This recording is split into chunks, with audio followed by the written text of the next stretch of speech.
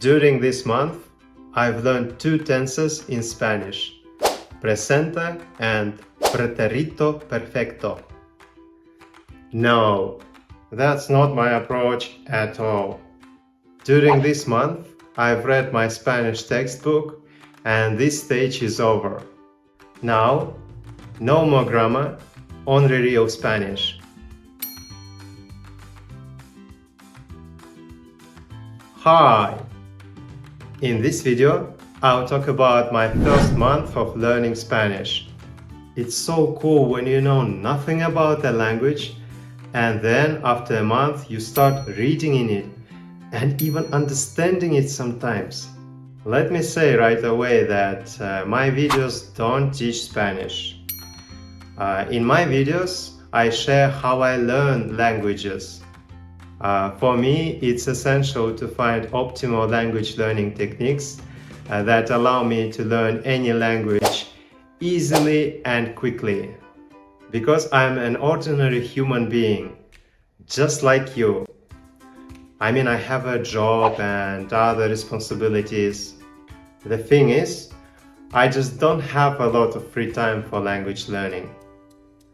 I can't take on 30-day challenge and learn Spanish for 12 or, I don't know, 15 hours daily. Yeah, I've seen that kind of videos on YouTube. And you probably don't have 12 or 15 hours a day to spend on a language, right? So, I study Spanish for 2 hours a day, which I find to be the optimal amount of time. It works for many and it definitely works for me. The 2 hours I mentioned don't include the time I spent listening to podcasts, because I listen to them on my way to a kindergarten, to take my son back home. Anyway, my point is I'm listening to podcasts while doing something else. So I am not actually spending my free time on podcasts. Alright, let's get to our Spanish language learning challenge. So, how much time have I spent during this month on Spanish? If we exclude podcasts, in the past month, I've been learning Spanish for 2 hours from Monday to Friday in the mornings. Yes, I have weekends. Everyone should have weekends, because the weekends for other activities, right? Well, 2 hours in a day during 20 days, that's about 40 hours in a month. 40 hours, not bad, huh? In addition to that, sometimes I could sit down an hour in the evening when, kids are sleeping. So it's roughly 50 hours. 50 hours. Even better, huh? During this time, of course with the help of Lang La Lang, I've seen and saved around 1300 new words on my website langlalang.com. That's 1300 words that I've just seen and tried to remember them after reading my Spanish guide. That doesn't mean that I necessarily remember them all right now. Only around 40 to 60% of them I remember at the moment, but that's enough for me. I've memorized some of them well, but some of them not. But for those words that I memorized not good enough, I will see them later in some different contexts. So I will definitely put those words in my head eventually. I'm not worried about those words that are difficult for me. I should also mention that Spanish has many different forms of the same verb. I save each form separately on Lang La Lang when I meet them. I don't learn them at once. Each form of the same verb should be remembered at its own context. Luckily, in English we don't have such problems because there are no many different forms of the same verb in English. As you may know from my previous videos, I listen to Coffee Break Spanish podcast. I had a great experience when I started learning French with this podcast. So I chose it for learning Spanish as well. Why to change something that is actually working? I listen to 2 to 3 podcasts a day, and now I already finished with the first season, which consists of 40 episodes. Each podcast is 15 to 20 minutes long, so approximately this month I've had about 10 to 12 hours of coffee break Spanish, which is great. I highly recommend the Coffee Break series. They start with very basics, and with each podcast, the difficulty level gradually increases. But don't listen to too few or too many. The number of beginner podcasts should match your progress in your grammar textbook. Podcasts shouldn't get ahead of you into more complex topics while you are still studying basics in your textbook.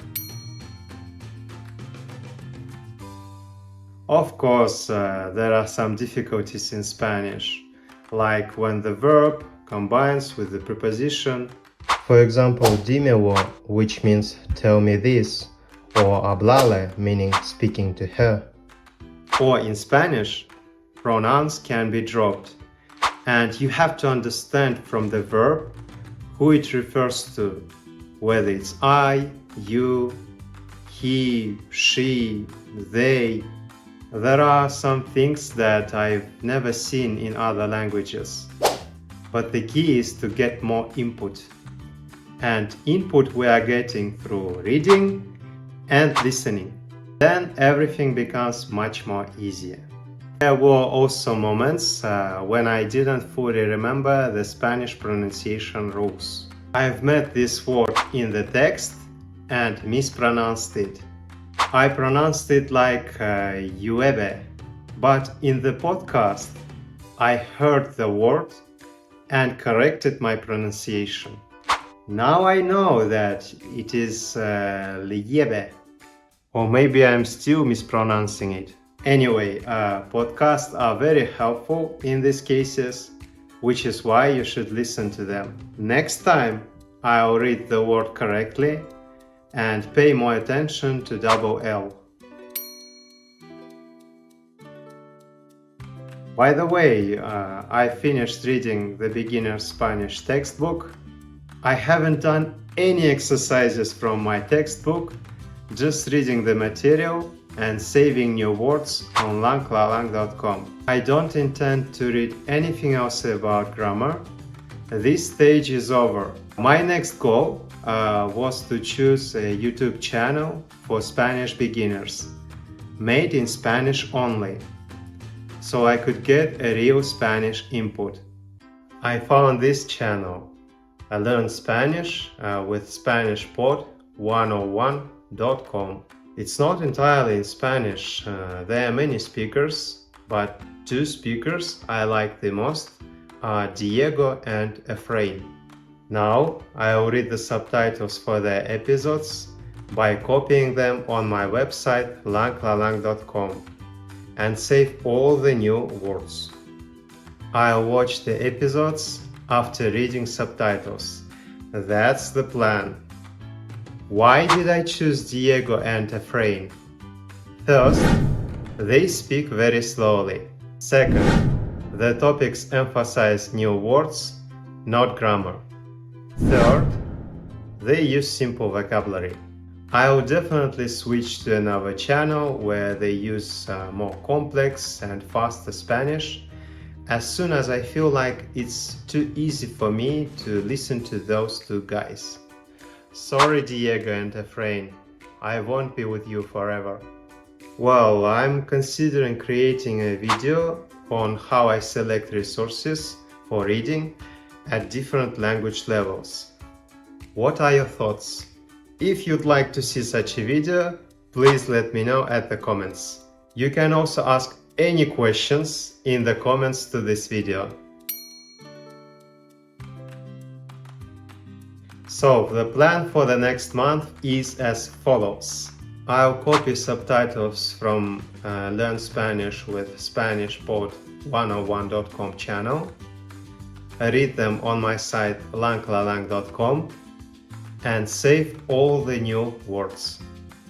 I'll watch those episodes whose subtitles I've read. I continue listening to Coffee Break Spanish. This is basically all I wanted to say about my Spanish language learning challenge. Thank you for watching this video to the end. I hope my video series will help you with your language studies. Please like and subscribe to my channel. Bye!